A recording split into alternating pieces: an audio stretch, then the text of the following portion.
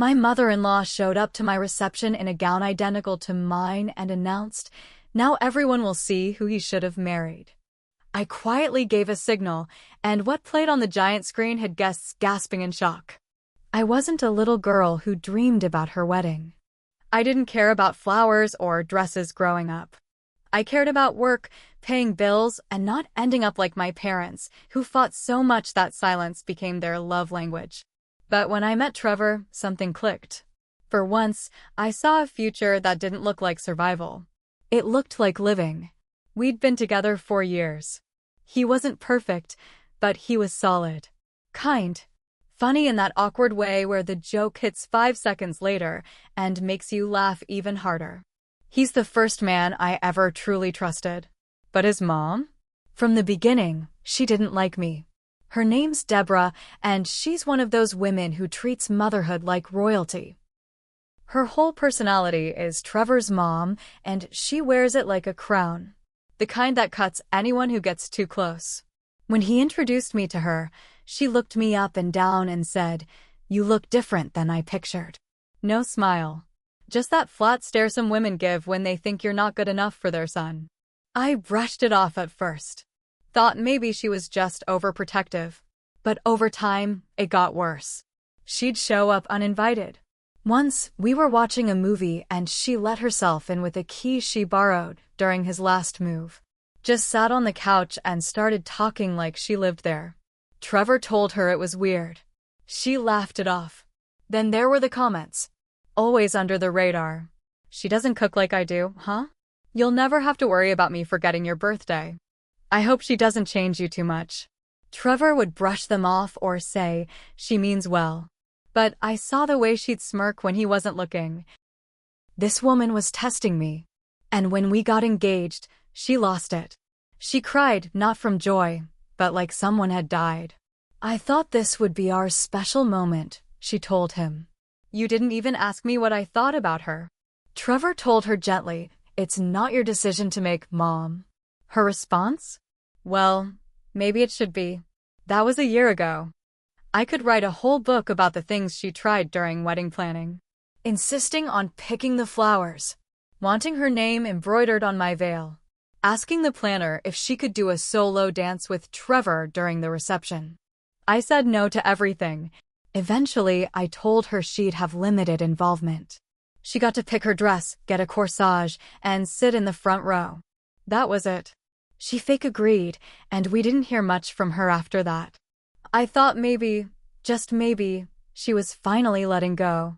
I was dead wrong. The wedding was set at a vineyard in Asheville. Small guest list. Just close friends and family. My dress was simple but elegant, lace sleeves, a satin train, and a modest neckline. I didn't want flashy. I wanted me. Right before the reception, after the ceremony had gone off without any disasters, the doors opened and in walked Deborah. Wearing my dress. I mean my exact dress. Same cut. Same sleeves. Same neckline. It even shimmered the same in the light. People gasped. My maid of honor turned to me with her mouth open. One of my aunts dropped her fork. And Deborah? She strutted right up to the microphone on the stage. No invitation. No warning. Grabbed it like she was the star of a Broadway show and said loud and proud, "Now everyone will see who he should have married." My heart didn't even race. It just stopped. I looked at Trevor. His face was pale, eyes wide. "What the hell?" he whispered. People didn't know how to react. Some laughed, thinking it was some strange joke. Others just stared. I didn't cry. I didn't yell. Instead, I turned to Amanda, my maid of honor, and gave her the signal. We had a plan. Just in case. She nodded and pulled out her phone. Pressed play. Behind the head table, a massive screen lit up. People turned their chairs, expecting a photo montage. It wasn't that. It was a video, hidden camera footage. A little grainy, but very clear audio. Deborah, sitting on my couch, with someone next to her. Melissa, Trevor's ex. The one who cheated on him, lied to him, trashed his car when he tried to leave. That Melissa. The two of them were drinking wine and whispering like middle school girls planning a prank. Only it wasn't a prank. It was war. Melissa, she's not even right for him. I give it 6 months before he comes running back. Deborah, I just need her to snap. Make a scene. He'll come to me. He always does. Melissa, I can't believe you agreed to this wedding. Deborah, oh honey, I'm not letting this wedding happen. Not really, the crowd murmured. Someone gasped loud. Another whispered, are you serious? Then Deborah, on screen, looked straight ahead, not at the camera, but in its direction, and said, she won't make it through the reception. I've got something planned. She'll walk out humiliated. Back in the present, you could feel the energy shift in the room. Everyone was watching her now. Deborah was still holding the mic, her hand starting to shake. More of the video played. Her mocking me, imitating my voice, saying I was plain, low rent, emotionally weak. That Trevor only proposed because he felt guilty after the miscarriage, which was not true, and also a low blow considering how painful that was for me. Then the last line, by the end of tonight, she'll be the one walking away. The screen faded to black. Silence. Heavy, awkward silence. And then, clapping. One person. Then a few more. Then it spread like wildfire. Deborah stood there, shaking, still in my dress, like a deer in headlights. She dropped the mic. It hit the floor with that loud metallic clang. Then she turned and walked straight out the door. Trevor stood up. Said nothing. Just walked out behind her. I waited. 5 minutes passed. He came back, looking shaken. Sat down next to me and said, I told her not to come back. She's done. The rest of the reception carried on, but the vibe had changed. People were supportive, kind, a little shocked, but no one looked at me with pity. They looked at me like I had one. Because I did. The next morning, we didn't wake up in wedded bliss. We woke up to chaos. Trevor's phone had 32 missed calls. All from Deborah. Voicemails too. We didn't listen. He deleted every one without a word. I just watched. Then my phone buzzed. A text from a number I didn't have saved. You'll regret this. I swear on everything. I knew it was her. No one else would be that bold. But I didn't reply. We thought it was over. We thought she was done. She wasn't. 3 days later, a post went up on Facebook. A long one. From Deborah. She painted herself as a concerned mother. Said she tried to stop the wedding because she had real proof that I was cheating. She posted a blurry picture of me hugging a male coworker from 6 months ago, trying to make it look like something more. That coworker? James. He's gay. Engaged. And the hug? It was after we landed a huge case at work. But her followers, old church friends, extended family who barely knew me, they didn't know that. And the post went viral in our small circles. People started commenting, asking if Trevor was okay. If I really trapped him. I told Trevor we needed to respond. He said no, it would die down. It didn't. A week later, we started getting calls from people Trevor hadn't spoken to in years. His aunt in Georgia. His cousin in Arizona. One even asked, is it true she faked the miscarriage? That's when I lost it. I grabbed my laptop and started putting together my own post. Screenshots. Video stills. Full context. But Trevor stopped me. He said, let me handle it. The next day, he went to see her. He came back different. Quiet. I asked what happened. He said, she's spiraling. She's not going to stop. And then he told me something that stopped me cold. She's planning to sue you. For defamation. I laughed. Thought he was kidding. He wasn't. She had called a lawyer. Claimed I manipulated footage to damage her image. That I publicly humiliated her in front of family and potential business contacts. I said, what business? She sells crafts on Etsy. Trevor didn't laugh. So we lawyered up too. The months that followed were hell. Court threats. Mediation meetings. She even showed up once to my office, uninvited, and started yelling in the parking lot until security escorted her off the property. My boss asked me if everything was okay. I said yes, but it wasn't. And Trevor? He started to crack. He loved his mom.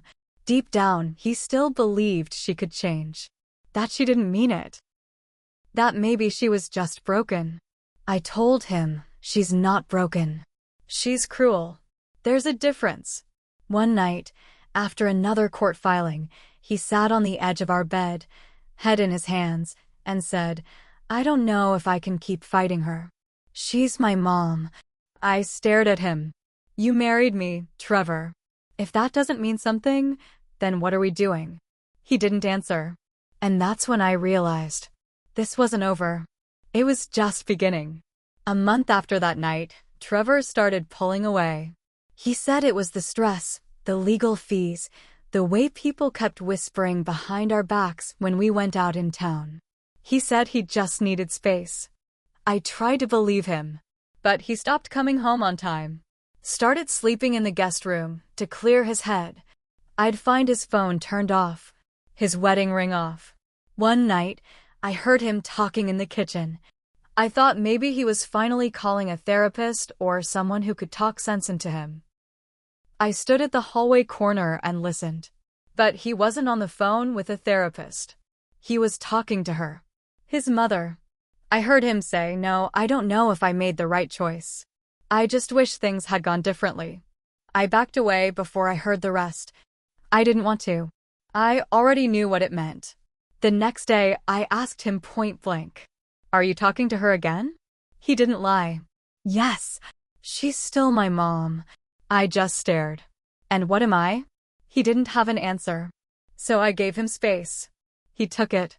He started spending weekends away. Claimed he was at his cousin's place in Boone. But something didn't add up. One of his cousins messaged me on Instagram saying, hey, how was the trip to Charlotte? When Trevor had told me he wasn't leaving town. So I followed him. That Saturday, I drove out 2 hours, staying just far enough behind. He wasn't good at being sneaky. He took the main highway and made no detours. He pulled into a small rental home just outside Charlotte. And there she was, Melissa, opening the front door. Smiling, he kissed her. Not a long one. Not passionate. But not innocent either. I didn't confront him there. I didn't scream. I didn't storm in. I took pictures. Lots of them. Then I drove home, numb, the kind of numb that isn't sadness, it's rage frozen into stillness. That night, I didn't speak a word. The next morning, I moved half his things into boxes and left them in the garage.